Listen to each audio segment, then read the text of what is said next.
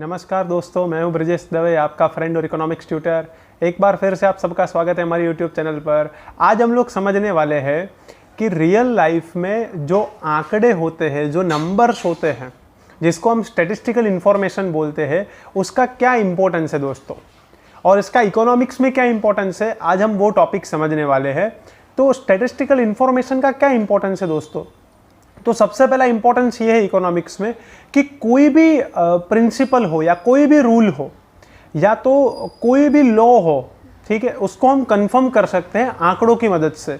अगर आंकड़े ही नहीं होंगे तो हम उसको कंफर्म नहीं कर सकते हैं। जैसे कि मैं आपको बताऊं कि लॉ ऑफ डिमांड, अब लॉ ऑफ डिमांड है, उसमें कैसा है लॉ ऑफ डिमांड, जो डिमांड का जो लॉ है वो कैसा है कि if price of a commodity increases the demand of that commodity falls. अगर प्राइस बढ़ती है तो कमोडिटी की डिमांड कम हो जाती है, और अगर प्राइस कम होती है तो कमोडिटी की डिमांड क्या हो जाती है, बढ़ जाती है।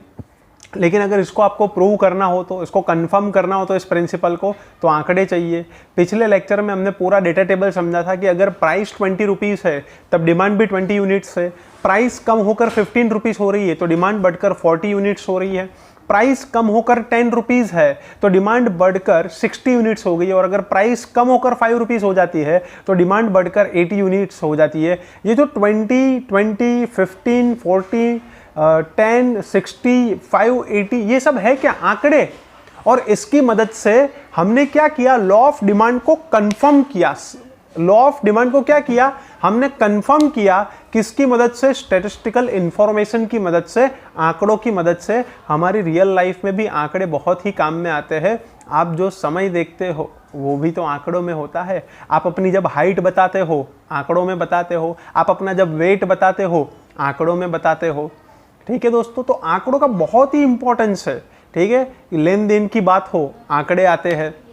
वैसे रियल लाइफ में बहुत इसका यूज़ है, लेकिन हमने कभी इसके बारे में सोचा नहीं है। तो इकोनॉमिक्स में स्पेसिफिकली इकोनॉमिक्स में इसका क्या इंपॉर्टेंस है? तो जो पहला इंपॉर्टेंस ये वो ये है, स्टैटिस्टिकल इंफॉर्मेशन सपोर्ट्स और कंफर्म्स अ प्रिंसिपल। किसी भी प्रिंसिपल को क्या करता है, ये कंफर्म कर देता है आंकड़ों की मदद से। देखो इकोनॉमिक्स जो है ना दोस्तों, वो हमारे बिहेवियर को स्टडी करता है, हमारे रेशनल बिहेवियर को। कोई भी कस्टमर हो, वो कब ज़्यादा डिमांड करेगा, जब उसकी प्राइस कम होगी कमोडिटी की, तब वो ज़्यादा डिमांड करेगा। और जब प्राइस ज़्यादा होगी तो हम कम डिमांड करेंगे। तो ये हमारा बिहेवियर है, और हमारे बिहेवियर के बेसिस के ऊपर ही तो प्रिंसिपल बनता है। और उसी प्रिंसिपल को अगर हमें कंफर्म करना है तो हमें आंकड़ों की मदद लेनी पड़ेगी, स्टैटिस्टिकल इंफॉर्मेशन की मदद लेनी पड़ेगी। तो चलिए दोस्तों यहां पर पढ़ते हैं। पहला है स्टैटिस्टिकल इंफॉर्मेशन सपोर्ट्स और confirms a principle. Philosophy of economics observes human behavior and scientific tools in economics establish principles and theories। जो इकोनॉमिक्स की जो फिलोसॉफी है वो हमारा बिहेवियर स्टडी करती है, और साइंटिफिक टूल्स की मदद से यहाँ पर इकोनॉमिक्स में कुछ प्रिंसिपल्स और थियरीज बनाई गई है। To test the validity of such theories in real life at different times and places, information from real life activity at such different times and places is necessary। अगर हमें इसको सही साबित करना है, अगर हमें प्रूव करना है, तो अलग अलग समय और अलग अलग जगह से इंफॉर्मेशन कलेक्ट करनी पड़ेगी, और उस इंफॉर्मेशन को हमें समझना पड़ेगा। और वो कौन सी इंफॉर्मेशन होगी? ये जो 20 रुपीज़ थी तब डिमांड 20 यूनिट्स, 15 थी तब डिमांड 40 यूनिट्स, स्टैटिस्टिकल इंफॉर्मेशन। ठीक है, मैंने बोला था आपको जब हमारी मम्मी सब्जी मंडी, जब हम सब्जी मार्केट जाती है हमारी मम्मी, तो वो कब सब्जी ज़्यादा लेकर आएगी? जब सब्जी के दाम कम होंगे तो वो ज़्यादा लेकर आएंगे, ज़्यादा डिमांड करेंगे। लेकिन जब सब्जी के दाम बढ़े हुए होंगे तो अब कितने सब्जी लेके आए वो आंकड़ों में, और कब ज़्यादा लेकर आए, कितने रुपए की लेकर आए, सब आंकड़ों में। तो रियल लाइफ जो है, रियल लाइफ सिचुएशन है, उसमें से जो आपको आंकड़े मिलते हैं ना, उससे आपको पता चल जाता है कि भाई हाँ, ये जो थियरी है, ये जो प्रिंसिपल है लॉ ऑफ डिमांड, वो कंफर्म हो गया है। For example, statistical data on rainfall and agricultural production in a region at one time or at different times helps to understand the cause-effect relationship between rainfall and agricultural production, which economic theory has already established। देखो, cause and effect relationship का मतलब होता है कार्य कारण का संबंध। किसी भी, अगर कोई भी इफेक्ट आती है ना दोस्तों, तो उसके पीछे कोई ना कोई कारण होता है। अगर मान लो, मैं आपको समझाऊं कि अगर मान लो कि मैं कोई चीज़ यहाँ से मेरे हाथ में पकड़कर उसको मैं छोड़ देता हूँ, तो वो चीज़ नीचे ही गिरेगी।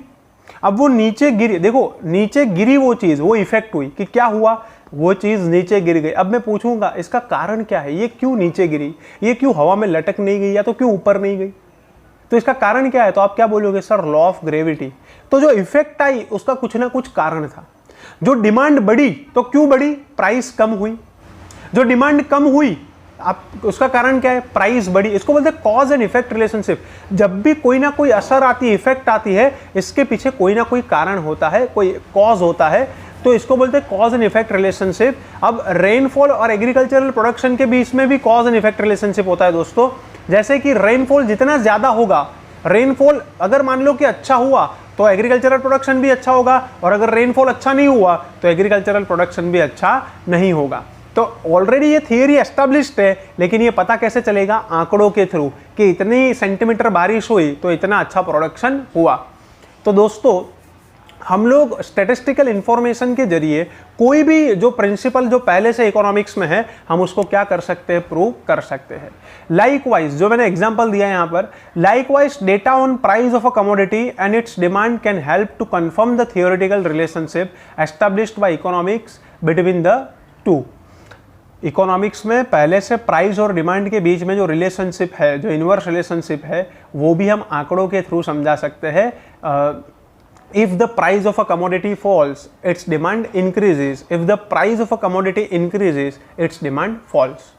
तो ये रिलेशनशिप है, इनवर्स रिलेशनशिप है। इफ सामान्य शब्दों में आपको समझाओ, if price increases demand decreases, if price decreases demand increases. लेकिन पता कैसे चलेगा? आंकड़ों के थ्रू, नंबर्स के थ्रू। तो पहला आपको समझ में आ गया होगा, स्टैटिस्टिकल इंफॉर्मेशन सपोर्ट्स और कंफर्म्स अ प्रिंसिपल।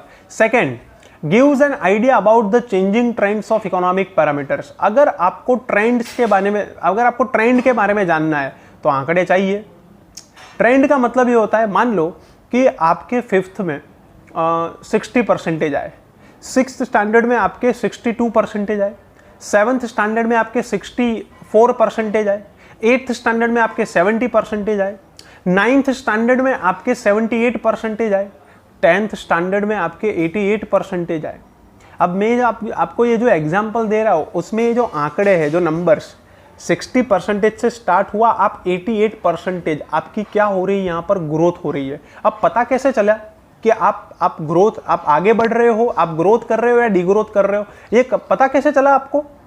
आपके जो परसेंटेज थे, आपके जो आंकड़े थे, इससे पता चला कि आपका जो ट्रेंड है, मतलब आपकी जो प्रोग्रेस, मतलब आप क्या कर रहे हो? प्रोग्रेस कर रहे हो, आप ग्रोथ कर रहे हो। तो ये किसकी मदद से आपको पता चला? आंकड़ों की मदद से। इसलिए सेकंड क्या लिखा है? Gives an idea about the changing trends of economic parameters. Economic parameters में जो भी ट्रेंड बदलता रहता है उसके बारे में हमें पता चलता है। जैसे कि अभी कोरोना वायरस का समय चल रहा है दोस्तों, तो अभी हमारे देश में जो अनएम्प्लॉयमेंट है वो शायद बढ़ेगी। हमारे देश में जो डिमांड है चीज़ों की वो कम हो जाएगी। अनएम्प्लॉयमेंट थोड़े समय तक क्या हो जाएगी? बढ़ जाएगी, बेरोजगारी बढ़ जाएगी। अभी आपको पता कैसे चलेगा कि डिमांड कम हो जाएगी चीज़ों की, अनएम्प्लॉयमेंट बढ़ जाएगी? आपको ये पता कैसे चलेगा? प्रोडक्शन हमारे देश में कम हो जाएगा, पूरी दुनिया में कम हो जाएगा, ये आपको पता कैसे चलेगा? तो ये ट्रेंड आपको पता कैसे चला? आंकड़ों के द्वारा, स्टैटिस्टिकल इंफॉर्मेशन के द्वारा। तो इसलिए सेकंड क्या लिखा है? अगर रियल लाइफ एग्जाम्पल के साथ हम लोग जोड़ दे दोस्तों, अगर हम इकोनॉमिक्स को रियल लाइफ एग्जाम्पल के साथ जोड़ दे तो ये बहुत ही आसान है। और रियल लाइफ ही तो है इकोनॉमिक्स। जो पैसे के लिए हम लोग जो काम कर रहे हैं, वही उसके सेंटर में क्या है? पैसा, मनी। तो इसलिए मैं बोलता हूँ कि इकोनॉमिक्स बहुत ही इजी सब्जेक्ट है, सिर्फ आपको इमेजिन करना है और रियल लाइफ एग्जाम्पल सोचने हैं। तो second, gives an idea about the changing trends of economic parameters. With the help of economic data, we can obtain an idea of the direction and magnitude of change in economic parameters. Economic जो data होंगे, जो आंकड़े होंगे, उससे हमें पता चलेगा कि हमारी इकोनॉमी, हमारा जो अर्थतंत्र है, हमारा जो देश है, वो किस दिशा में आगे बढ़ रहा है। For example, we can know how sales revenue of a particular firm is changing, or we can know the trends of employment in a nation, or we can know the trends of production in different sectors of an economy. अगर हमारी या आपकी कोई company है, उस company में sales क्या हो रहा है? बढ़ रहा है या कम हो रहा है? तो ये आपको कैसे चलेगा, कैसे पता चलेगा दोस्तों? आंकड़ों के थ्रू पता चलेगा, स्टैटिस्टिकल इंफॉर्मेशन के थ्रू पता चलेगा। तो किसी भी फर्म में, पर्टिकुलर फर्म में सेल्स क्या हो रहा है, बढ़ रहा है या कम हो रहा है, सेल्स रेवेन्यू बढ़ रहा है या कम हो रहा है। फिर हमारे देश में एम्प्लॉयमेंट, रोजगारी जो है वो बढ़ रही है या कम हो रही है। अभी कोरोना की वजह से रोजगारी कम हो रही है, एम्प्लॉयमेंट कम हो रहा है और बेरोजगारी बढ़ रही है। लेकिन पता कैसे चलेगा? आंकड़ों के थ्रू, स्टैटिस्टिकल इंफॉर्मेशन के थ्रू। फिर अलग अलग सेक्टर्स में प्रोडक्शन कितना हो रहा है, अलग अलग सेक्टर्स में प्रोडक्शन बढ़ रहा है या कम हो रहा है, ग्रोथ हो रही है या डिग्रोथ हो रही है, ये सब कुछ पता चलेगा आंकड़े, स्टैटिस्टिकल इंफॉर्मेशन के थ्रू।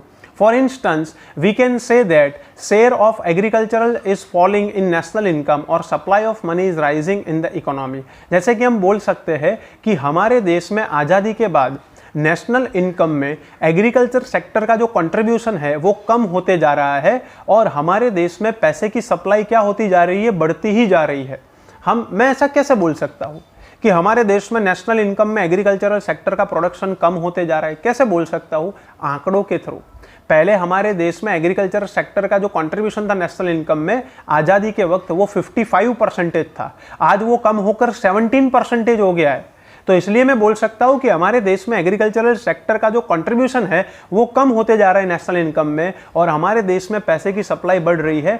ये भी मुझे आंकड़ों के थ्रू ही पता चला है और आप लोगों को भी ये सब कुछ कैसे पता चलेगा? आंकड़ों के थ्रू, स्टैटिस्टिकल इंफॉर्मेशन के थ्रू।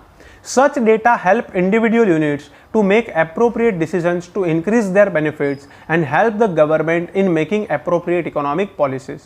ये डेटा इंडिविजुअल यूनिट्स को, कस्टमर्स को, प्रोड्यूसर को, लेबरर्स को, जो इंडिविजुअल यूनिट्स है, जो माइक्रो इकोनॉमिक्स का हिस्से है, इंडिविजुअल यूनिट्स जो माइक्रो इकोनॉमिक्स में कंसिडर होते हैं, वैसे इकोनॉमिक्स एक ही है लेकिन from the point of view of analysis it is divided into 2 branches.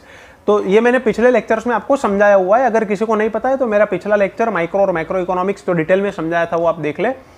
तो ये जो स्टैटिस्टिकल इंफॉर्मेशन है ये इंडिविजुअल यूनिट्स को क्या काम में आता है? तो हमें डिसीजन लेने में पता चलता है कि डिमांड कब हम करेंगे ज़्यादा, ठीक है, जब प्राइस कम होगी तब हम ज़्यादा डिमांड करेंगे, प्रोड्यूसर सप्लाई कब करेगा। तो डिसीजंस लेने में, इंडिविजुअल यूनिट्स को डिसीजन लेने में मदद करता है डेटा, स्टैटिस्टिकल इंफॉर्मेशन, और गवर्नमेंट को पॉलिसीज बनाने में मदद करता है। अभी कोरोना वायरस की वजह से गवर्नमेंट को पता है और गवर्नमेंट के पास ऐसे आंकड़े मिले हैं उनको, स्टैटिस्टिकल इंफॉर्मेशन, कि देश में लोगों की हालत खराब हो रही है, इसलिए वो लोग 20 लाख करोड़ का पैकेज लेकर आए, आत्मनिर्भर भारत अभियान स्टार्ट किया।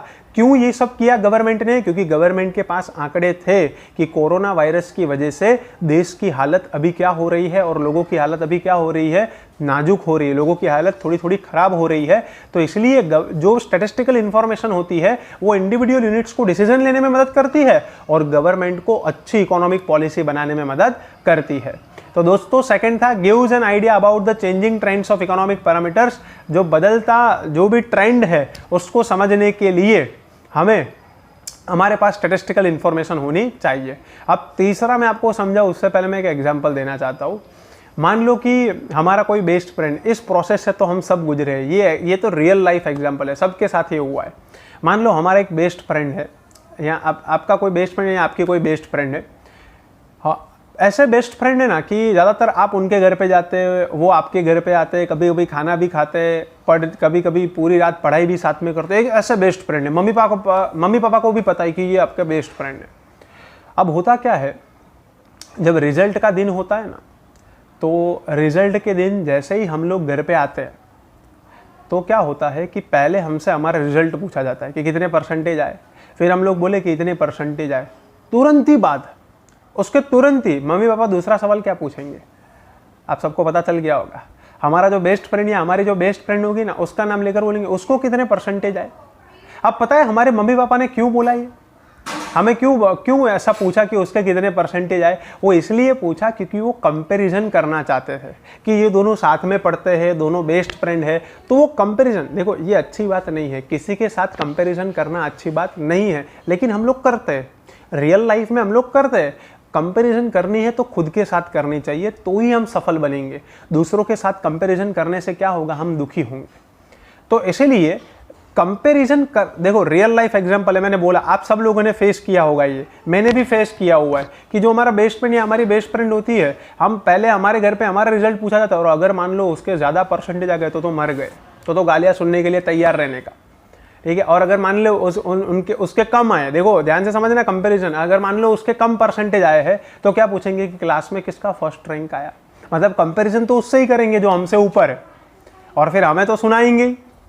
कल ये रियल लाइफ एग्जाम्पल है, आप सब लोगों ने ये फेस किया होगा, मैंने भी ये फेस किया है। अब ध्यान से समझना, हमारा रिजल्ट पूछा और बाद में हमारे बेस्ट फ्रेंड का रिजल्ट पूछा, अगर मान लो ये रिजल्ट आंकड़ों में नहीं होता तो कंपैरिजन कर ही नहीं पाते। अगर मान लो कि मैं परसेंटेज नहीं बताता और अपने बेस्ट फ्रेंड के भी परसेंटेज नहीं बताता तो कंपैरिजन हो ही कैसे सकते। अगर मान लो ग्रेड मिलता, तो अगर मान लो दोनों को सेम ग्रेड है तो पता ही नहीं चलता कि कौन आगे है कौन पीछे है। तो कंपैरिजन करने के लिए भी आंकड़े चाहिए। आज इंडिया और अमेरिका की इकोनॉमिक ग्रोथ कितनी है तो उसके लिए भी आंकड़े चाहिए, तो ही तो आपको पता चलेगा कि कौन आगे है, ठीक है। जब दो देशों की कंपैरिजन करनी हो या दो टाइम पीरियड की कंपैरिजन करनी हो कि 1951 में इंडिया कहां पर था, आज इंडिया कहां पर है, पहले इकोनॉमिक ग्रोथ कितनी थी, आज इकोनॉमिक ग्रोथ कितनी है, तो वो जानने के लिए क्या करना पड़ेगा, हमें कंपैरिजन करने के लिए क्या करना पड़ेगा, आंकड़े होने चाहिए, स्टैटिस्टिकल इंफॉर्मेशन होनी चाहिए। तो कंपैरिजन करने के लिए भी आपके पास स्टैटिस्टिकल इंफॉर्मेशन होनी चाहिए। तो इसलिए क्या लिखा है यहां पर, to make comparative study easy, तुलनात्मक अभ्यास, तुलना, कंपैरिजन को बोलते हैं तुलना, तुलनात्मक अभ्यास को और आसान बनाता है। अगर आंकड़े नहीं होंगे तो कंपैरिजन हो ही नहीं पाएगी। तो क्या लिखा है यहां पर, if appropriate statistical data are obtained then comparison of a parameter over different time periods across regions and across nations can be made. अगर हमारे पास एप्रोप्रिएट स्टैटिस्टिकल डेटा होगा, करेक्ट स्टैटिस्टिकल डेटा होगा, नंबर्स होंगे, तो हम अलग अलग समय की अलग अलग देश के बीच में क्या कर सकते हैं, तुलना कर सकते हैं, कंपैरिजन कर सकते हैं।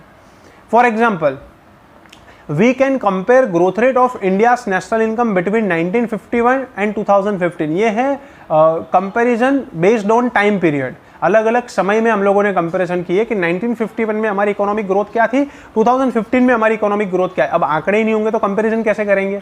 तो ये कंपैरिजन करने के लिए क्या चाहिए हमें, आंकड़े, स्टैटिस्टिकल इंफॉर्मेशन।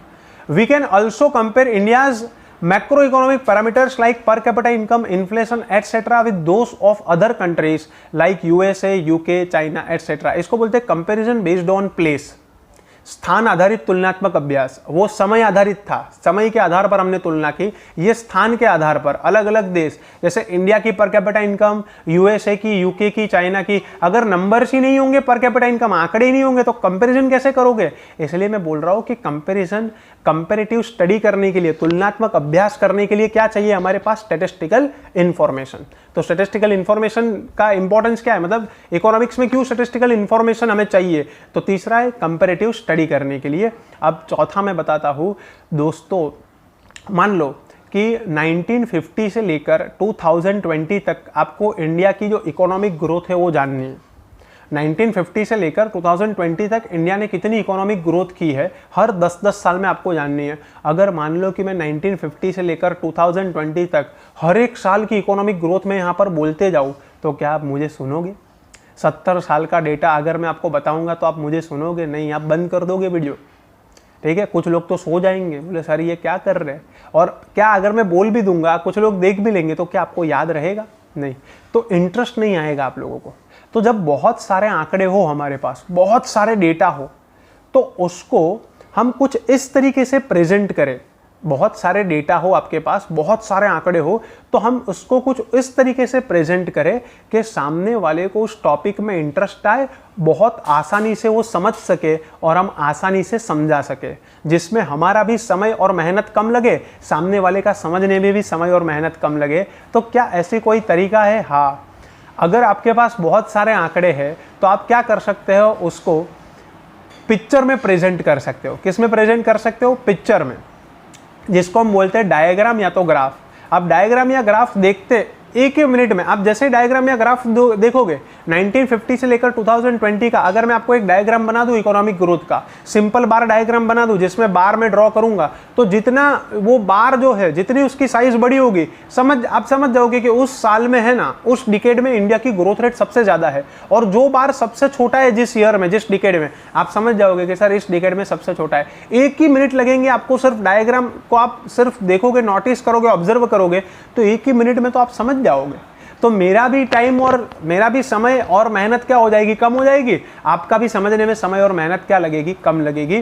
तो इसलिए याद रखना, जो भी आपके पास डेटा है, जो हकीकत है, जो डेटा है, जो स्टैटिस्टिकल इंफॉर्मेशन है, उसको आप अच्छे से प्रेजेंट कर सकते हो। इसको बोलते हैं precise presentation, to make precise presentation of facts.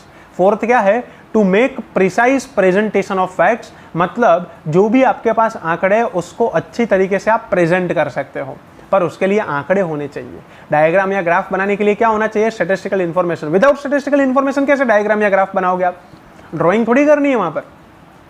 तो देखो क्या लिखा है, sometimes facts about economic parameters can be represented more clearly with the help of statistical data in graphs. कई बार हम इकोनॉमिक पैरामीटर्स को बहुत अच्छी तरीके से प्रेजेंट कर सकते हैं डेटा, स्टैटिस्टिकल डेटा और ग्राफ के थ्रू। एक डेटा टेबल होना चाहिए जो आंकड़े हैं, और उसी आंकड़ों को किस में प्रेजेंट करना है आपको, डायग्राम या तो ग्राफ में।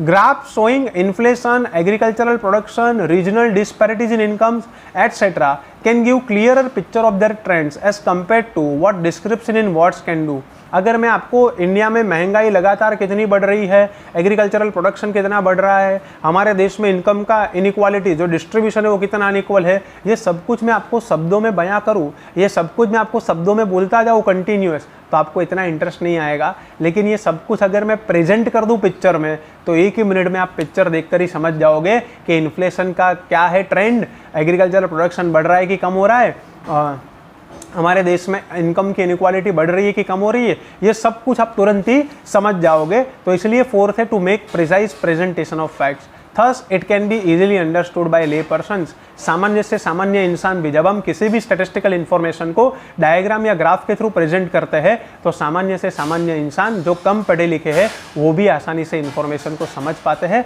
और उनको भी इंटरेस्ट क्रिएट होता है। तो दोस्तों, मैंने यहाँ पर 4 इंपॉर्टेंस आपको समझाए स्टैटिस्टिकल इंफॉर्मेशन के। बहुत सारे इंपॉर्टेंस है, लेकिन इकोनॉमिक्स में यहाँ पर 4 इंपॉर्टेंस है।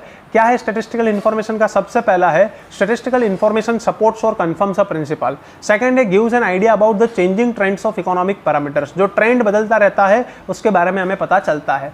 Third, to make comparative study easy. Comparative study कर सकते हैं अगर हमारे पास स्टैटिस्टिकल इंफॉर्मेशन है तो। And fourth, to make precise presentation of facts. जो भी हमारे पास बहुत सारे आंकड़े हैं उसको अच्छी तरीके से प्रेजेंट कर सकते हैं, हमारा भी समय बचेगा, सामने वाले के भी समझने में समय और मेहनत बचेगा दोस्तों। तो आज हम लोग इतना रखते हैं। नेक्स्ट लेक्चर में मैं आपको इम्पोर्टेंस, इकोनॉमिक्स का इम्पोर्टेंस समझाऊंगा और वहाँ हमारा चैप्टर कंप्लीट हो जाएगा। डायग्राम और ग्राफ जो है वो प्रैक्टिकली आपको समझाऊंगा, लेकिन जो थियोरेटिकल सेशन है वो हम कंप्लीट कर देंगे 1-2 लेक्चर में। तो हर एक वीडियोस देखते रहना, नॉलेज एक्वायर करते रहना और रियल लाइफ एग्जाम्पल के साथ उसको इमेजिन करना, ताकि आसानी से इकोनॉमिक्स आप समझ पाओ। ठीक है दोस्तों, आज के लिए इतना रखते हैं, मिलते हैं हम लोग नेक्स्ट लेक्चर में। तब तक के लिए जय सिया राम।